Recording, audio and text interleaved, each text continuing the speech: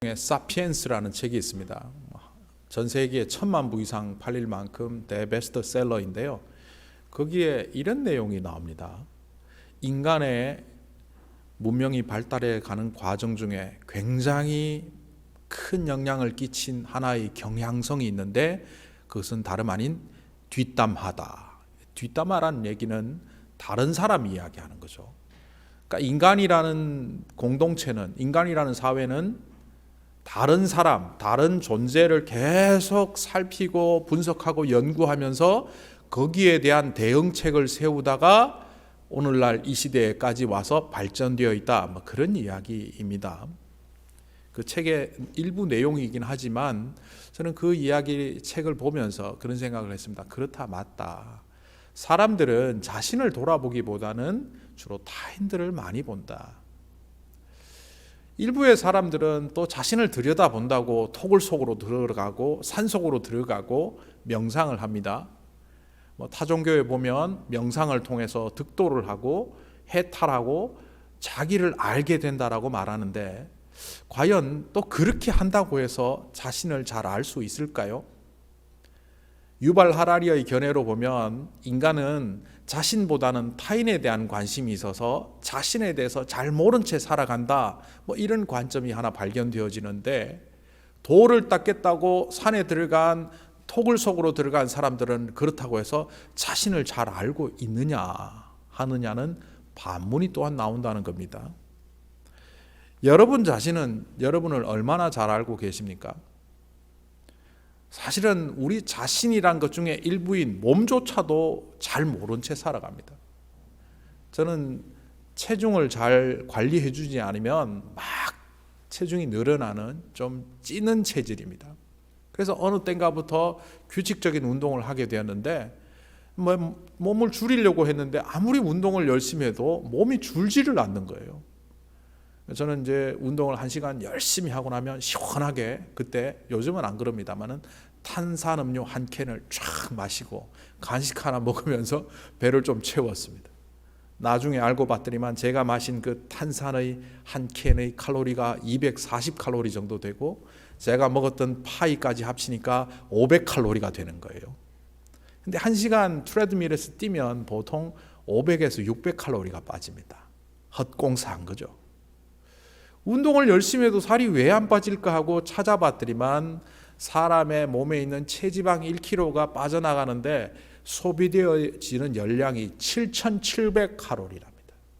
제가 하루에 500~600칼로리를 소비하면서 열흘 해도 안 빠지는 양이에요. 그래서 결국 탄산음료를 끊고 간식을 끊고 음식량을 줄이고 운동을 하니까 그제서 되더라는 거죠.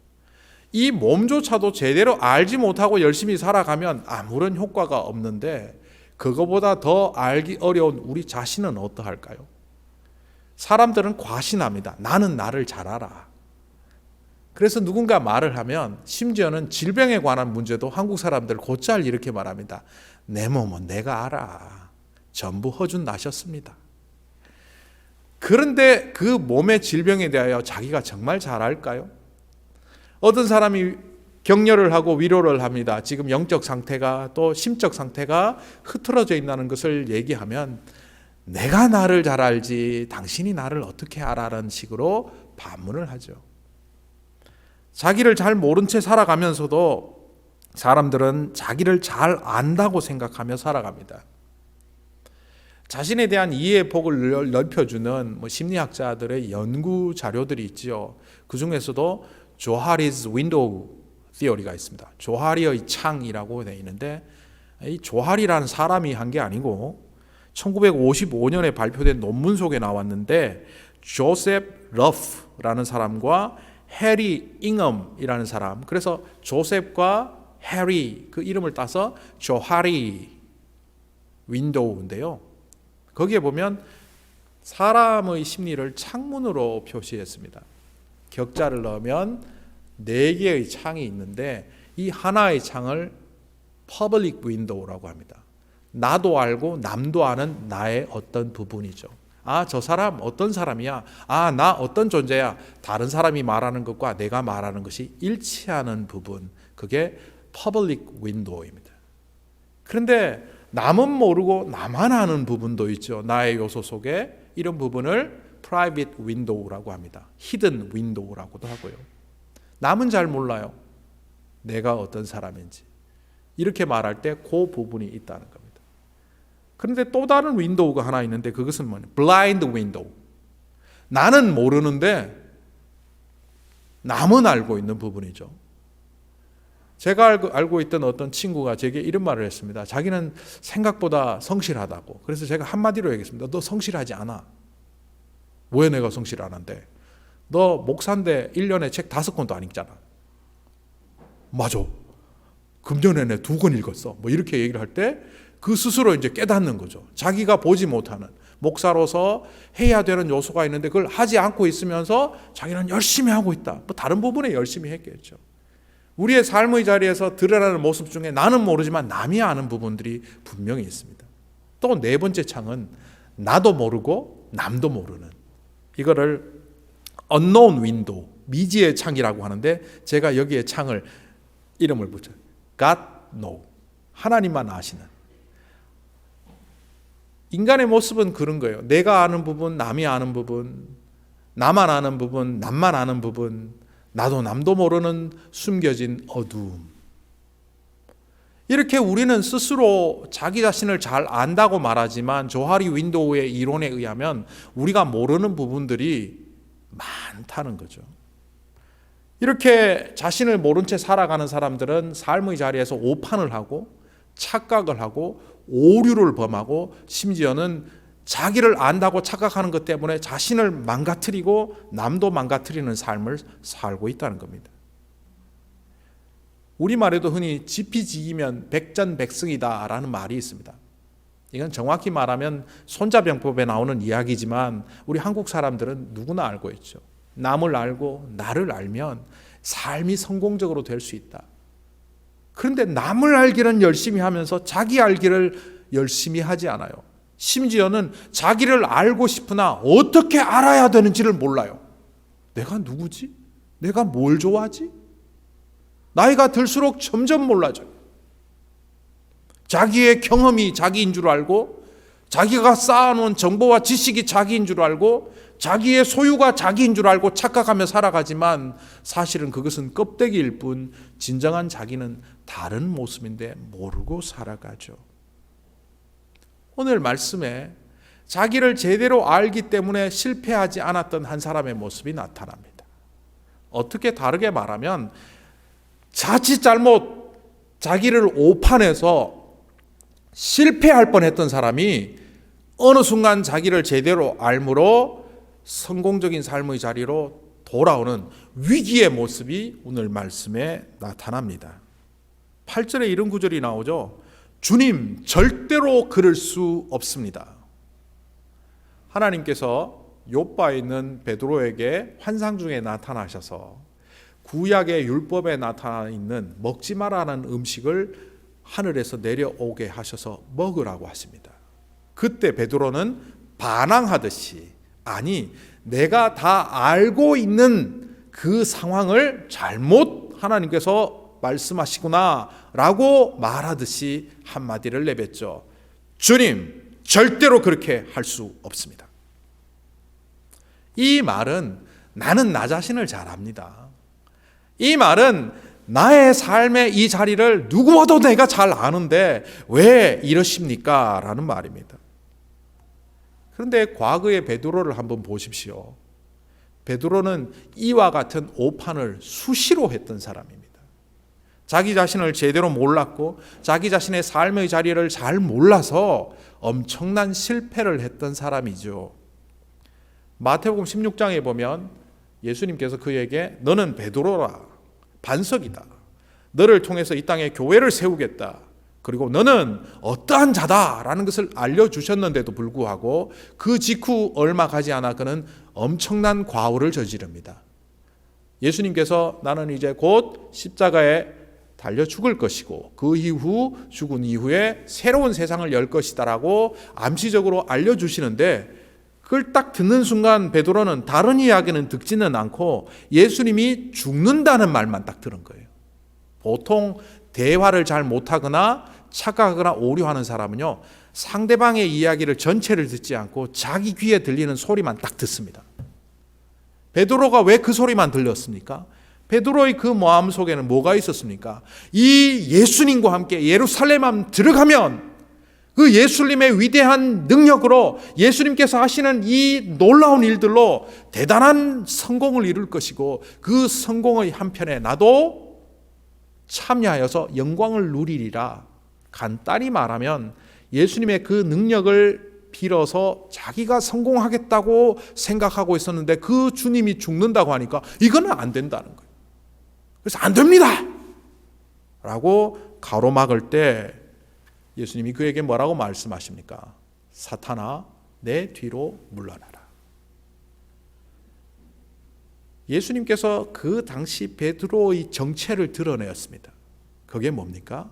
예수님의 제자여야 되는 그가 예수님의 대적자가 되어 있다는 겁니다. 교회의 반석이 되어야 될 그가, 예수님이 이렇게 말씀하시죠. 너는 하나님의 일을 생각하지 않고 사람의 일만 생각하는구나. 너는 나의 걸림돌이구나. 스강달로온 이란 헬라어가 거기에 표현되어 있습니다.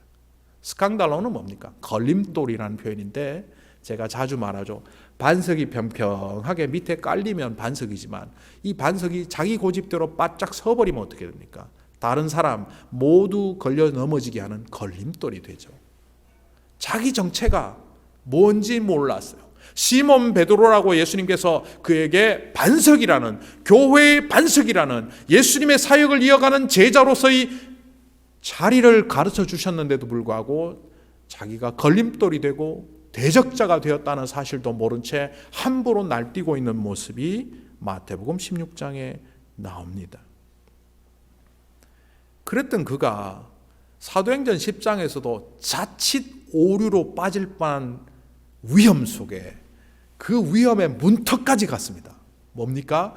주님, 절대로 그럴 수 없습니다. 이 말을 우리끼리 하는 말로 바꿔보면 뭔지 아십니까? 사람들 사이에서는 이렇게 말하죠. 당신이 뭐라고 말하든 나는 내 갈 길 갈 거야. 상관하지 마라. 부부싸움 하다가 부부가, 남편이 혹은 아내가, 배우자가 너무 안타까워서 당신 그러면 안 돼. 그거 그러지 마. 당신이 뭐라고 말하든 나는 내 갈 길 갈 거야. 그때 하는 말입니다. 또 바꾸어서 얘기하면 이 말은 당신이 뭔데? 당신은 나와 상관없어. 주님이 말씀을 해주시든 보여주시든 인도하시든 그것과 상관없이 저는 율법 잘 지키면서 그런 음식 안 먹으면서 신앙생활 잘하고 있습니다. 관여하지 마십시오.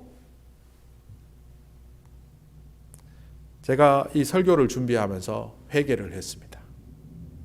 제가 아내에게 이 말을 자주 하고 있더라고요. 물론 나쁜 의도라기보다는 좋은 의도로 제가 했습니다. 갑자기 점심도 차려주지 않고 식사도 차려주지 못한, 그래서 밖에서 일을 보러 아내가 나갔을 때, 이걸 이렇게 챙겨 먹고 냉장고에 뭐가 있다 그러면 제가 그때 말합니다. 알아서 할게. 알아서 밥 챙겨 먹을게. 그게 좋은 의도로 나올 때도 있지만 어떤 때는 제가 아내에게 그걸 나쁜 의도로 사용하고 있다는 것을 이 설교 준비 가운데 깨달았어요. 여러분들 혹시 당신은 나와 상관없는 사람입니다 라는 뜻으로 내가 알아서 할 테니까 상관하지 말아 좀, 이런 말을 집에서 사용하고 있지 않습니까? 혹은 이 말이 하나님한테도 사용되고 있지 않습니까? 이 베드로가 왜 주님에게 이런 말을 했습니까? 평소에 이 말 자주 썼거든요. 자주 썼다고 성경에 나오지는 않습니다. 제 짐작에 보통 평소에 자주 쓰던 말이 나옵니다. 심지어 하나님한테도요. 주님, 상관하지 마세요. 그런데 이것은 인간이 범죄를 저지르는 현장에 쓰는 말이라는 걸 우리는 알아야 합니다. 창세기 4장 9절에 보면 아벨을 죽이고 뻔뻔하게 머리를 꼿꼿이 세우고 있는 가인에게 하나님이 찾아오셨습니다. 그리고 묻습니다. 네 동생 아벨 어디 있느냐? 그때 가인이 이렇게 말합니다. 창세기 4장 9절을 제가 읽어보겠습니다. 여호와께서 가인에게 이르시되 내 아우 아벨이 어디 있느냐? 그가 이르되 내가 알지 못합니다. 내가 내 아우를 지키는 자입니까? 이걸 우리의 알기 쉬운 번역으로 바꾸면 이렇습니다. 나는 아벨과 별로 상관이 없습니다. 그도 나와 상관이 없습니다. 근데 내가 그가 어디 있는지를 알아야 합니까? 가인은 아벨과 상관이 없다고 말했지만 이 말 속에 들어있는 함의의 축약은 뭔지 아십니까? 나는 하나님과도 상관없는 자입니다. 그런데 하나님이 왜 나한테 자꾸 아벨을 묻고 상관합니까? 당신이 뭔데? 하나님과 상관없는 사람이 되어간다는 뜻이 뭔지 아십니까? 주님의 도움 없이도 내 인생 행복해질 수 있고, 주님의 인도하심이 없어도 나는 잘 살아갈 수 있고, 내가 기도하지 않아도 나는 늘 잘 판단하고 결정하며 살고 있는데 뭐 하려고 자꾸 기도하라 그러고 자꾸 예배 드리라 그러고 주님의 사람 데려가지? 나는 나름대로 잘 살고 있는데. 사람은 하나님의 도움 없이는 살아갈 수 없는 존재입니다. 그런데 왜 사람들이 이런 착오와 판단 오류를 일으킬까요? 하나님 없이는 우리는 절대로 행복할 수도 없고 내가 누군지도 모르는 존재인데도 불구하고 우리는 늘 하나님과 상관없는 자로 살아갑니다. 세상 사람들은 그런다고 칩시다. 그런데 예수님을 믿는 우리조차도 그러고 살아갑니다. 왜 이런 착각이 일어날까요? 세상에서 이런 표현을 잘 쓰더라고요. 요즘 한국에서 한때 지나가는 표현이었습니다. 배려를 해주었더니 권리인 줄 안다. 에덴 동산에 아담과 하와가 있었습니다. 아담과 하와를 창조하시고 이 사람들에게 하나님은 권한을 임파워먼트, 하나님의 권한을 이양해 주었습니다. 이 세상을 통치하고 다스릴 수 있는 권한을 주었습니다. 그 중에 가장 대표적인 권한이 모든 만물, 동물들에게 이름을 붙이는 거였습니다. 그 짐승이, 동물이 뭔지 정체성을 파악하고 이름을 붙입니다. 너는 사자가 좋겠다. 너는 소라고 하는 게 좋겠다. 너는 기린이라고 하는 게 좋겠다. 이렇게 이름을 붙이며 그 동물이 가지는 아이덴티티마저도 규정해주게 했습니다. 이거는 창조주가 할 수 있는 역할입니다. 그런데 인간에게 하나님이 그것을 하게 하신 이유는 그 인간이 하나님이 얼마나 사랑하시는 존재인지, 그리고 하나님의 나라를 이어갈 상속자로, 주님의 자녀로 이 땅에 창조하셨기 때문이었습니다. 그런데 이 이름을 붙이던 인간이 착각하기 시작합니다. 이건 내 거네. 에덴 동산과 이 세상은 하나님이 만드신 것은 맞지만 이 소유는 나에게 있는 것 아닐까? 예수님의 포도원 소작인 비유에 그 비유가 나오죠. 포도원 주인이 먼 나라로 떠나며 소작인들에게 일을 맡겼습니다. 그리고 세를 받으러 왔을 때 포도원 소작인들이 오랫동안 포도원에 일을 하고 생산을 하고 그러다 보니 착각했습니다. 맡은 일인데 자기 건 줄 알았어요. 그러다가 종들을 때려서, 주인이 보낸 소작료를 받으러 온 종을 때려서 보냅니다. 심지어는 아들을 보냈을 때 죽여버립니다. 그리고 그들이 이렇게 말합니다. 이거 이제 소작하지 말고 포도원 우리 거야. 그들에게 참담한 심판과 정죄의 시간이 있었음을 우리는 그 비유 속에서 보지요. 아담과 하와가 착각을 하며 살았던 그 결론은 뭡니까? 이제 나는 하나님 없이도 살 수 있겠다. 내가 하나님이 하시는 역할까지도 다 하고 있으니까 하나님 없어도 살 수 있겠다. 그 생각이 행동으로 옮겨지는 것이 바로 선악과를 따먹은 사건입니다. 이 세상의 문명은요, 과학이 발달하고 문명이 발달해 가면 갈수록 이제 하나님 없이도, 하나님이 이 세상을 통치하지 않으셔도 이 땅은 행복할 수 있겠구나.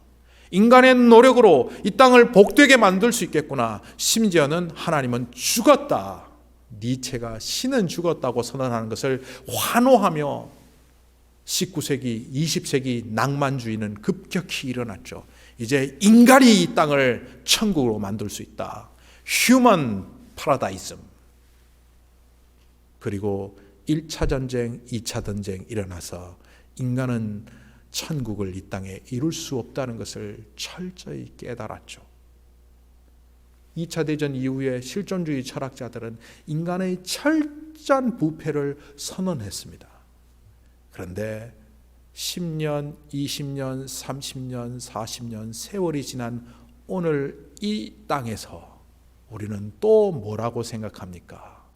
인간의 문명은 이 땅에 천국을 만들 수 있다고.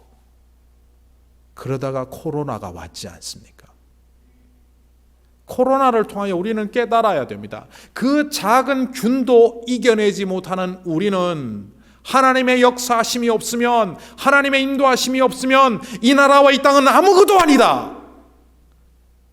그런데도 불구하고 우리 속에는 여전히 우상들이 상존합니다.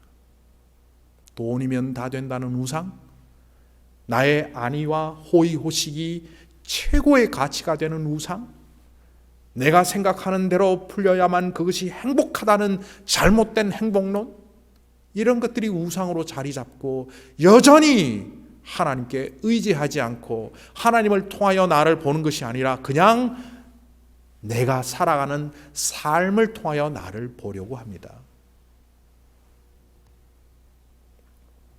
베드로가 고넬료의 집에 가서 복음을 전하게 됩니다. 그리고 고넬료의 가정에 성령이 임하였죠. 구원의 역사가 일어납니다. 이것을 목격한 예루살렘 교회 정통 유대계 그리스도인들이 비난을 합니다.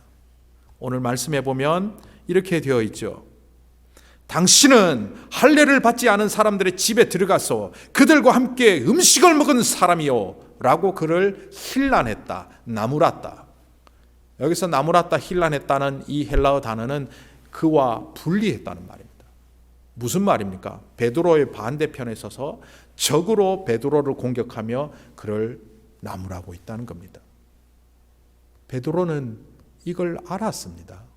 이방인의 집에 가면 이런 핍박이 있을 거라는 걸요. 그래서 절대로 안 하려고 했고 할 수 없다고 말했는지 모릅니다. 그러나 그 순간 그는 깨닫습니다. 성령이 깨닫게 하시죠.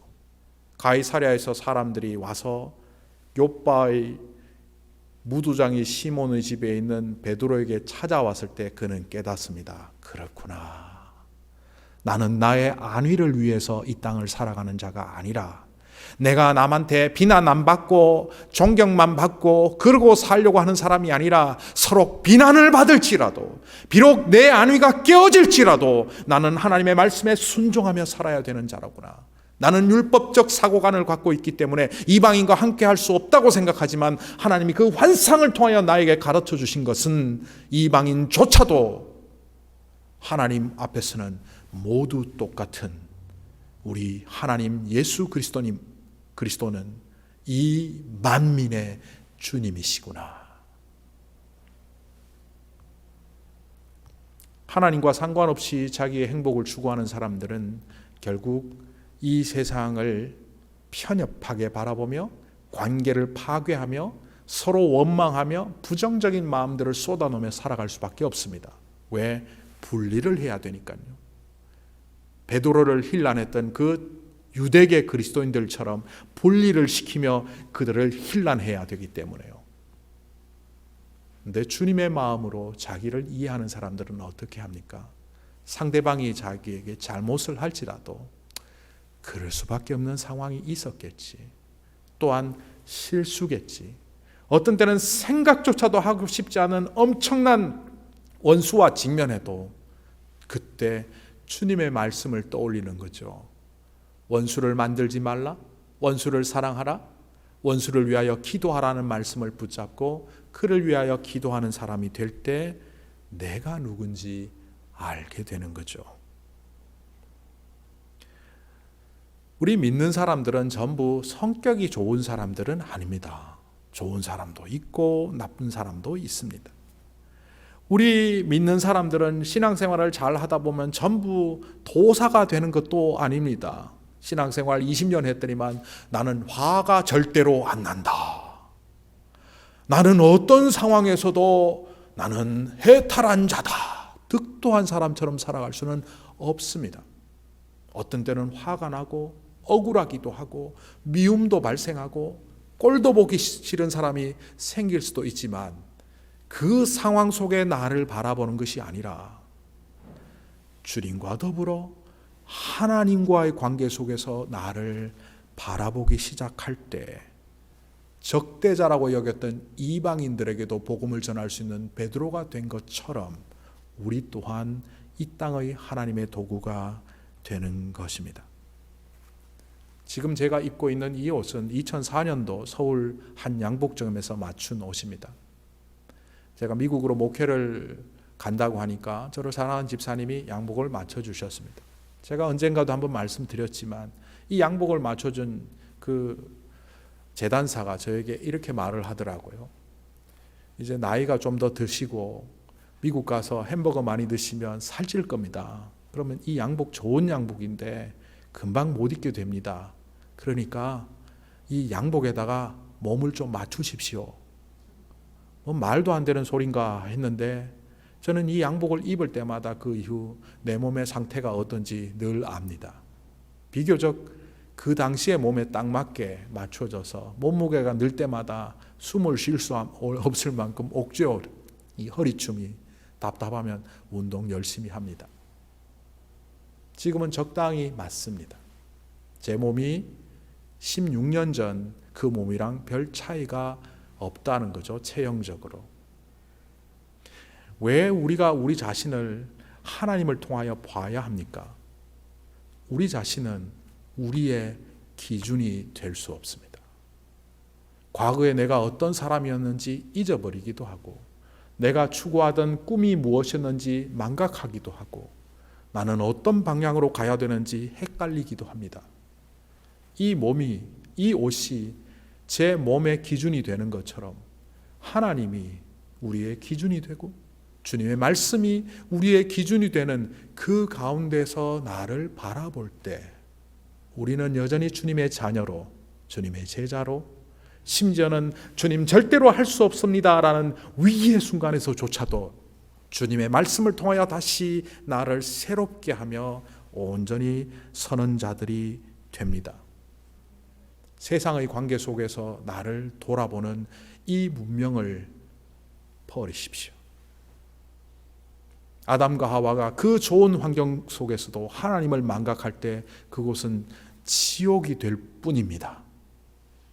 세상이 아니라 우리의 삶 속에 주인 되시는 주님과 내가 무엇이기에 감히 하나님을 거역할 수 있겠습니까? 이 고백을 통하여 자신을 돌아간 베드로처럼 주님을 거역하지 않고 주님을 순종하며 우리 자신뿐만 아니라 고정관념에 무너지는 그 예루살렘 교회를 살렸던 베드로처럼 우리 가정을, 우리의 자녀를, 우리의 교회를 하나님의 말씀 앞에 온전히 세우는, 말씀에 순종하는, 감히 어떻게 하나님을 거역하겠습니까? 하는 여러분 자신을 발견함으로 2021년이 하나님이 주시는 그 복된 인생의 길을 걸어가는 우리 모두가 되기를 간절히 소망합니다.